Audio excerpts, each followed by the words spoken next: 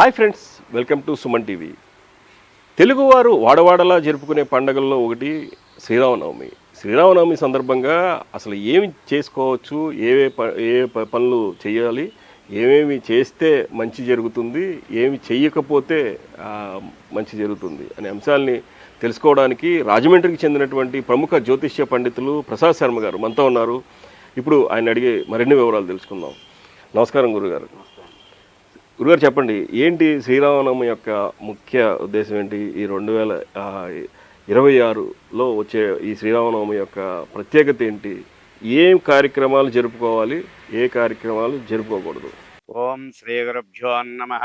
హరి ఓం శ్రీ మహాగణాధిపతయే నమః. ఓం శ్రీ సరస్వత్యై నమః. ఓం సర్వదేవతాయై నమో నమః.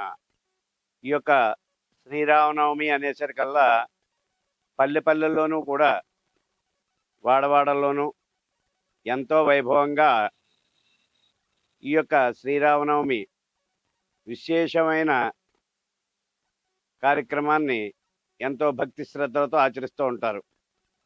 ఈ యొక్క శ్రీరామనవమి అనేసరికల్లా ప్రతి ఒక్కరికి కూడా జ్ఞాపకం వచ్చేది ఏమిటయ్యా అంటే ఒక కుటుంబం, ఆ యొక్క సంసారం, అలాగే ఆ యొక్క సంసారాన్ని ఎలా నడపాలి, తండ్రి మాట ఎలా ఉండాలి, తల్లి మాట ఏ విధంగా ఉండాలి, తల్లిదండ్రులు అంటే ఏమిటి, గురువు అంటే ఏమిటి, వారి యొక్క భక్తి శ్రద్ధలు ఏమిటి అని చెప్పి ఆ యొక్క నడవడికని నేర్పిందే శ్రీరాముడు మనకి.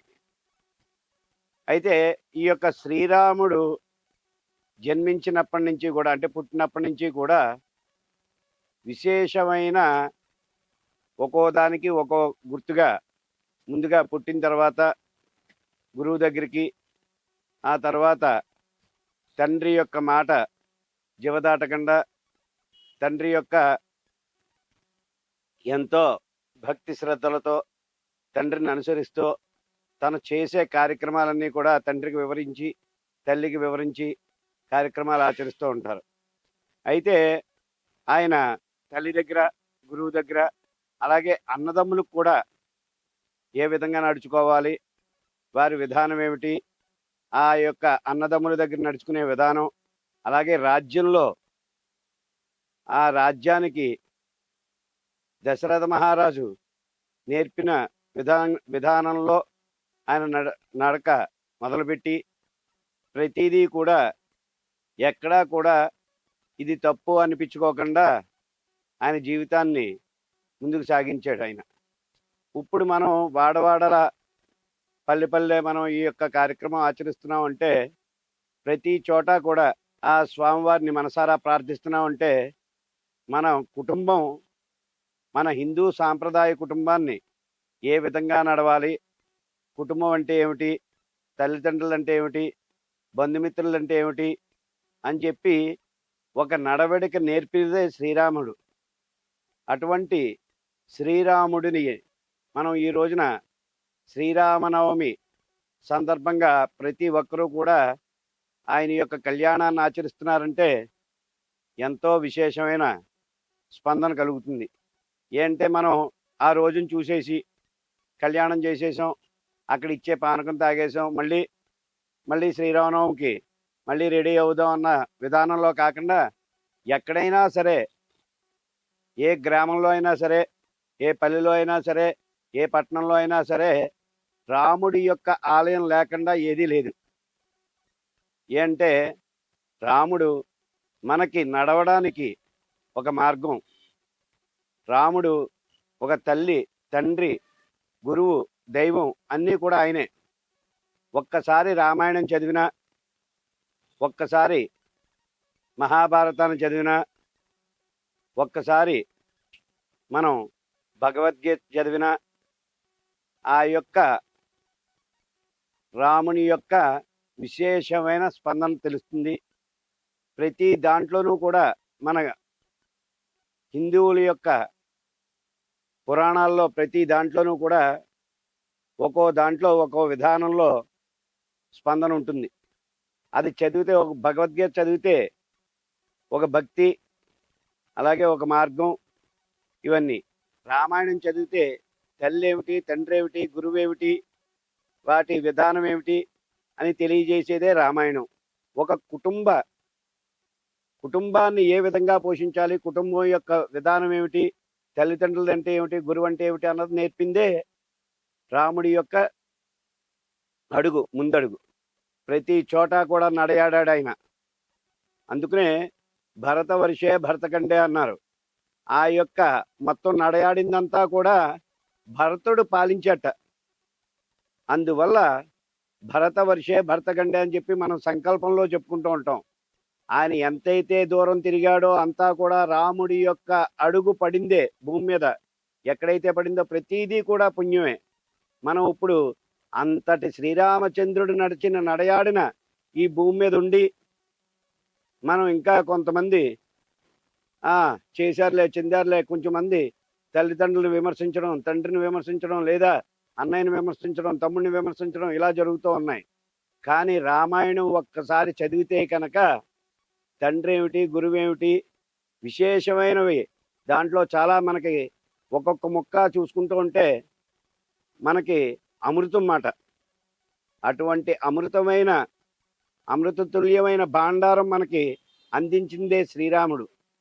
ఆ యొక్క శ్రీరాముడి యొక్క అనుగ్రహంతో ఈ శ్రీరామనవమి విశేషంగా ఆచరిస్తూ ఉన్నాం. అంటే ఇప్పుడు మనం గురుగారు, ఇప్పుడు మనం చూసుకుంటే ఏదైతే ఈ సమీపిస్తున్న ఏదైతే ఇప్పుడు శ్రీరామనవమికి ఏమేం పనులు చేయాలంటారు? ఇప్పుడు మన తెలుగువారు ఏమేం పనులు ఆచరించాలి? శ్రీరామనవమికి ప్రత్యేకంగా ఏ పనులు ఆచరించాలి? ముందు అవి చెప్పండి. శ్రీరామనవమి అనేసరికల్లా ప్రతి గ్రామంలోనూ ప్రతి చోట కూడా రామాలయాలు ఉంటాయి.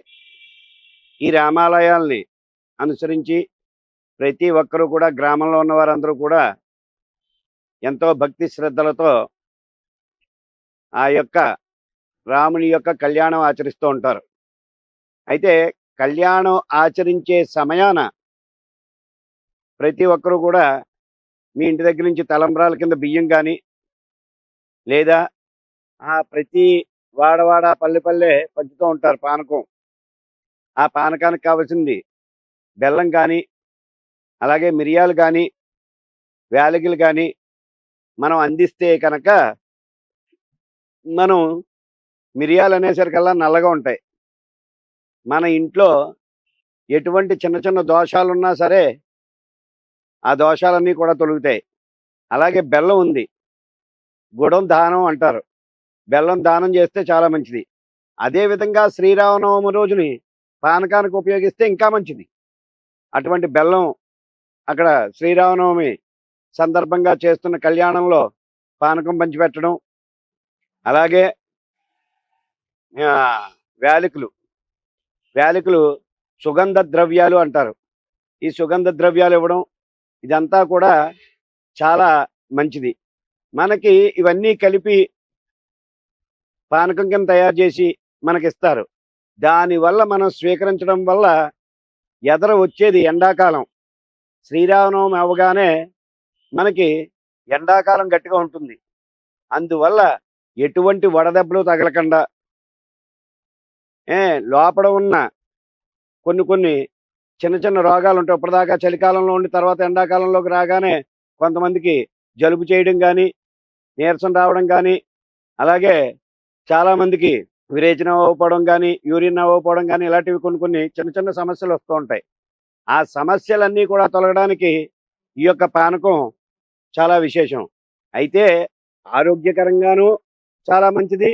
అదేవిధంగా శ్రీరామనవమి రోజున అక్కడ తీసుకోవడం వల్ల, ఆ తీర్థ ప్రసాదాలు స్వీకరించడం వల్ల మన ఆరోగ్యానికి మంచిదే. అదేవిధంగా ఈ యొక్క శ్రీరామనవమి రోజున యథావిధిగా పానకం స్వీకరిస్తే కనుక మనకి చిన్న చిన్న లోపాలు, ఆరోగ్యాలు కూడా పోతాయి. ఇప్పుడు గురుగారు, అదే ఏదైతే శ్రీరామనవమి రోజున ఏమేమి చెయ్యకూడదు, ఎందుకంటే కొంతమంది తెలిసి తెలియని దోషాలు చేస్తూ ఉంటారు. అవి వాటి వల్ల కొన్ని ఇబ్బందులు కూడా ఎదుర్కోవాల్సి వస్తూ ఉంటుంది. వాళ్ళకి మీరేం చెప్తారు? మనకి శ్రీరామనవమి రోజున చాలామందికి తెలియంది ఏమిటయ్యా అంటే, కళ్యాణం చేయించిన తర్వాత ఆ కళ్యాణం దగ్గరికి వెళ్ళి ఆ స్వామివారిని దర్శించుకుని ఆ యొక్క స్వామివారి యొక్క ప్రసాదాన్ని స్వీకరించి మళ్ళీ తిరిగి వచ్చి ఇంటికి వచ్చాక లోపలికి ఇంట్లోకి ప్రవేశించేటప్పుడు కాళ్ళు కడుక్కుని వెళ్ళకూడదు. ఎందుకయ్యా అనేది ఆ రాముడి యొక్క కళ్యాణాన్ని కళ్ళారా తిలకించి ఆ యొక్క స్వామివారి యొక్క తలంబ్రాలు శిరసు మీద వేసుకుంటాం. వేసుకున్న తర్వాత అక్కడి నుంచి అక్షంతలో లేకపోతే పసుపు కుంకుమ ఏవోటి ఆ యొక్క ఆలయం దగ్గర నుంచి తీసుకుని వచ్చి మన ఇంట్లో పెట్టుకుని ఒకసారి ఇల్లంతా కూడా ఒకసారి అలా నడయాడి ఆ తర్వాత వచ్చి కాళ్ళు కడుక్కుంటే చాలా మంచిది. ఏంటంటే ఆ యొక్క రాముడి యొక్క కళ్యాణాన్ని కళ్ళారా తిలకించాం. ఎంతో మంది అక్కడ తిరుగుతూ ఉంటారు. ఆ యొక్క పాద స్పర్శ వల్ల మన ఇంట్లో లక్ష్మీ కటాక్షం కలుగుతుంది. అది తెలియక గబగబలాడుతూ ఆలయం దగ్గర నుంచి రాగానే కాళ్ళు కడిగేసుకుని ఇంట్లోకి వెళ్తూ ఉంటారు. ఆ తర్వాత ఇంకోటి ఏమిటయ్యా అంటే మద్యం, మాంసం ఇటువంటివి స్వీకరించకూడదు. మనం శ్రీరామనవమి తీర్థం తీసుకున్నాక ప్రసాదం తీసుకున్నాక మళ్ళీ వచ్చి ఆహారం ఈ విధంగా మద్య మాంసాలు అలాగే ఆ ఉల్లిపాయ ఒకటి అది కూడా మాంసంతో సమానం కనుక ఉల్లిపాయ ఒకటి స్వీకరించకుండా ఉంటే కనుక చాలా మంచిది. అదేవిధంగా కథాక్షంతలు అక్కడ స్వామివారికి పూజ చేసిన తలంబ్రాలు అక్షంతలు తీసుకుని వచ్చి మనకి పెళ్ళి అవ్వని వాళ్ళకి కానీ సంతానం లేని వాళ్ళకి కానీ అలాగే ఆ యొక్క అక్షంతలు తలంబ్రాలు తీసుకుని వచ్చి వేస్తే కనుక ఆ యొక్క సంతానం లేని వాళ్ళకి సంతానం కలుగుతుంది. అదేవిధంగా వివాహం జరగని వాళ్ళకి వివాహం జరుగుతుంది. ఇటువంటి చక్కటి కార్యక్రమాలు జరుగుతూ ఉంటాయి. చాలా చక్కగా చెప్పారు గురుగారు. శ్రీరామనవమి సందర్భంగా ఈ మన సుమన్ టీవీ ప్రేక్షకులు కూడా రాపత్తి ప్రభాకర్ శర్మ గారు ప్రముఖ జ్యోతిష్య పండితులు ఆయన చెప్పిన అన్నీ కూడా క్రమం తప్పకుండా పాటించి ఏమేమి చేయాలి ఏమేమి చేయకూడదు అనే అంశాన్ని చాలా చక్కగా వివరించారు. నమస్కారం గురుగారు. నమస్తే.